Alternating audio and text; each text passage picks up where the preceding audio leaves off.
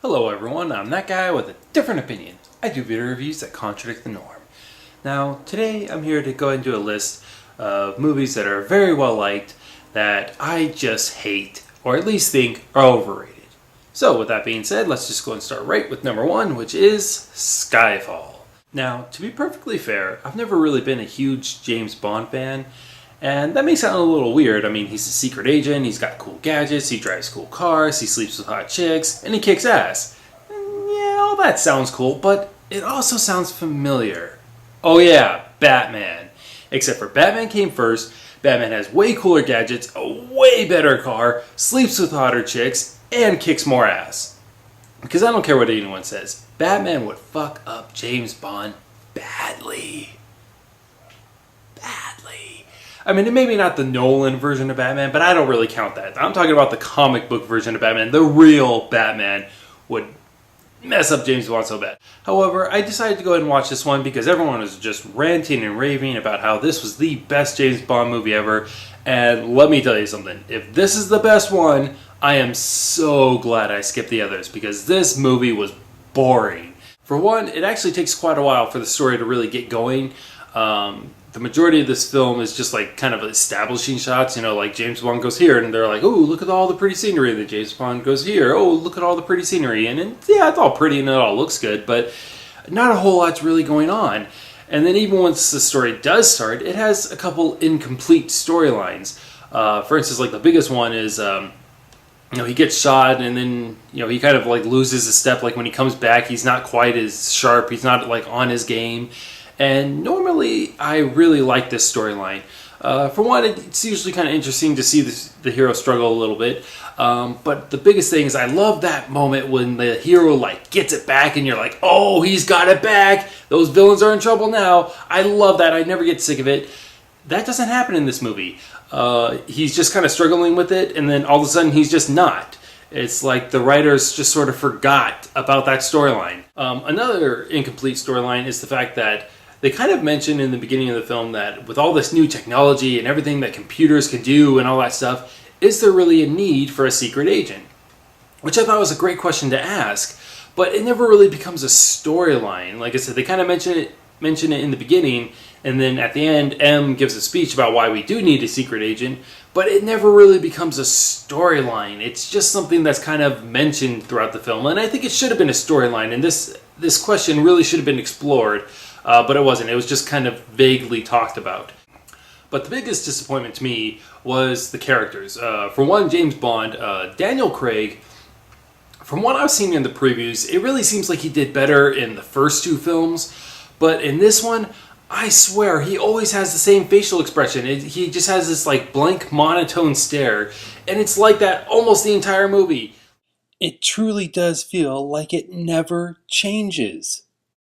Just overall, I found his character to be very unlikable. There's also another sequence where the chick who's working for the bad guy actually decides to help James Bond out, but as a result, the bad guy finds out, he places a thing of scotch on her head, and challenges James Bond to shoot it off.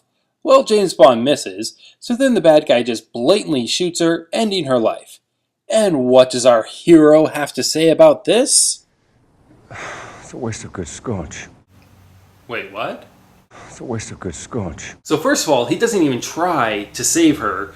And don't tell me that he had a gun to his head, because 10 seconds later, he still has the gun to his head, and he manages to kick everyone's ass. So I don't know why he couldn't have done that like 10 seconds earlier and actually saved this girl's life. But even then, I mean, he doesn't even flinch. He doesn't say no. He has no regret, no remorse. All he says is, oh, that was a waste of good scotch. I mean, this girl just died trying to help you, and that's all you have to say? That's a waste of good scotch?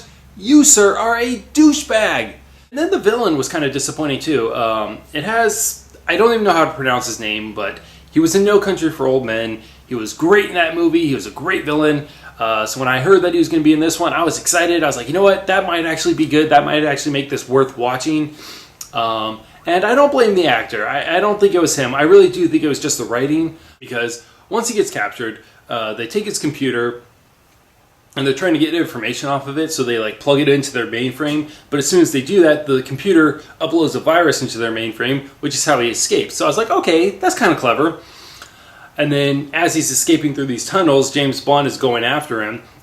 And there's this explosion above head, and James Wan is all like, "Whoa, was that for me?" And he's like, "No, that's for you." And a train comes crashing through the hole in the ceiling now, and almost hits him, and distracts him. And the guy gets away. And I was like, "Okay, that was even more clever."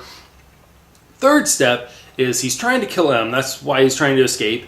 And she's in this room full of secret agents, and he literally just waltzes in there and tries to shoot her.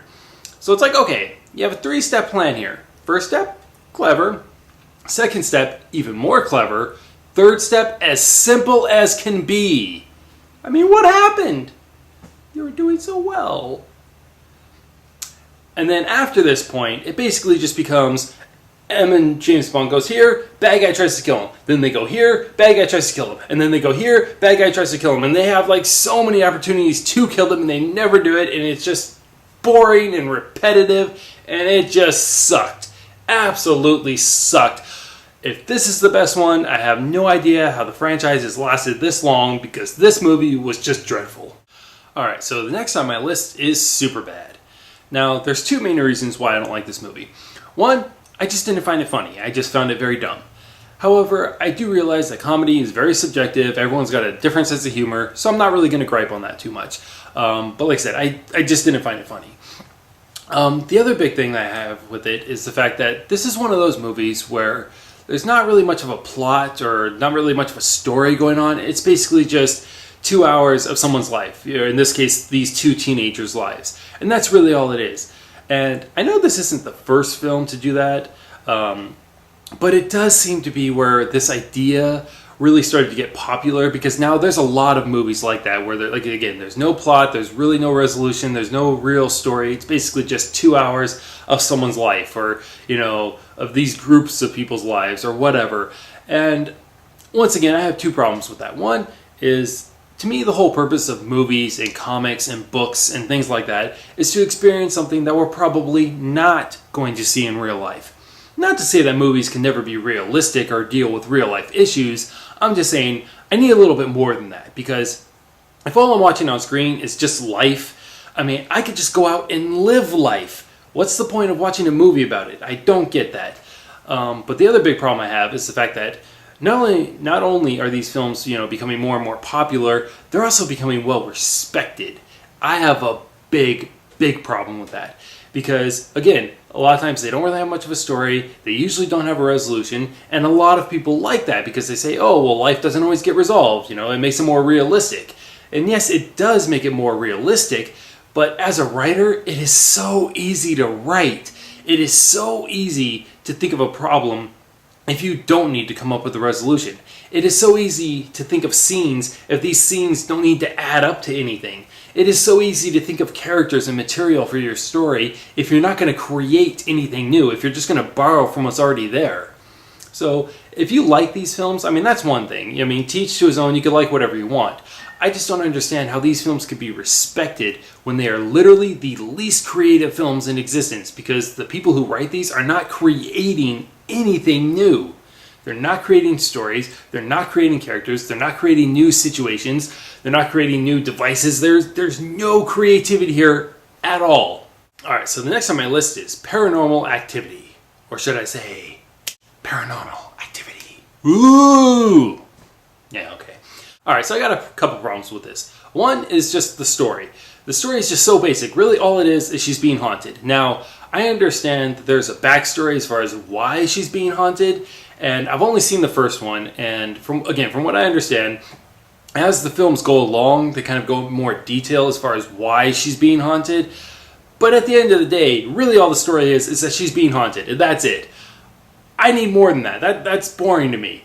Another thing that I really didn't like is the fact that they kind of kept teasing that they were going to make a sex video, and I was looking forward to that. I actually thought this chick was kind of odd, and I was like, you know what? That would actually make this movie better. I am bored out of my mind right now. A little sex video would be nice. And they kept teasing and teasing and teasing, and then they just didn't do it. And if you're going to tease and then please, that's a good thing. But to tease and then just not deliver, that's just fucked up. You are a fucked up movie, Paranormal Activity. But the biggest problem I have with it is just the fact that this movie is not scary.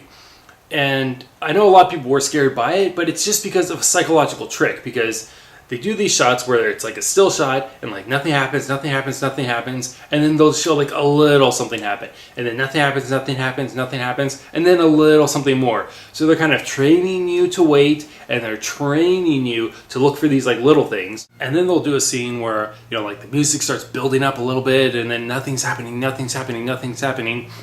Which then kind of gets the audience to go, okay, what's going to happen? What's going to happen? What's going to happen? What's going to happen? The door moves. Oh my God, the door moved! But the door moving isn't scary. It's just the fact that they're getting the audience to psych themselves out. Now, my initial reaction was like, wow, what a cheap, dumb trick. But then I kind of go over here and say, well, you know what? That's actually kind of clever. Hey, we don't need to scare the audience. We could just trick them into scaring themselves. But then I kind of come back here and be like, yeah, but if anyone's really paying attention, and not saying if you are scared you're dumb or anything like that, I'm just saying anyone who's really paying attention, anyone who understands films and understands patterns and things like that would not fall for this. I was only watching it for like maybe 10 minutes before I realized what they were doing, and therefore was not scared by it at all. But even then, again, I could kind of see it the first time, like maybe with the first Paranormal Activity, but they've already done 4, and I think they're on the 5th one now, and this formula is still working. It's still getting people, and I don't get that. Again, if you fell for it the first time, I could kind of see that. But the 2nd, 3rd, and 4th time, you're still falling for it? Really? Alright, so the next on my list is the Fast and Furious movies. Ironically enough, if someone were to give you a short description of these movies, they'd probably say something along the lines of action, fast cars, and hot chicks. Which sounds really cool. There's only one problem. That's all there is to these movies. I've only seen the first few, and a lot of people tell me they get better as they go along. But again, it's not like the story's getting any better or the characters are getting more developed or anything like that. It's more action, more fast cars, and more hot chicks. I don't think it would bother me so much if there's only a few of these movies, but right now there are 6 of these movies, and they're already in production for Part 7, and from what I am hearing, I don't know if this is true, but from what I'm hearing, Part 7 is supposed to be a 2-parter, which will ultimately be 8 movies.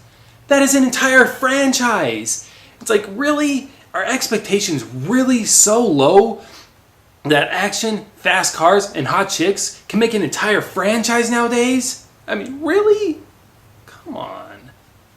Alright, so the next on my list is Catwoman with Halle Berry.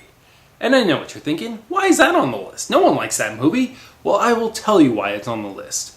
Because one thing you need to understand about movies is it's not just one person who makes a movie. It's not like one person gets the idea and then just makes the movie. It doesn't work that way. It takes several people. It usually starts out with one person. You know, like one person gets the idea, they write the script, but then they got to get like the go-ahead from all the producers. The producers got to get the go-ahead from all the executives. These people need to clear with this person needs to clear with this person needs to decide it's worth the money, blah, blah, blah. They need to get a crew, this, that, blah, blah, blah, blah, blah. Not to mention the fact that even though this movie did tank, it still did make some money. So all in all, there has to be at least 20,000 people in this world that actually thought this was going to be a good idea, and that just frightens me.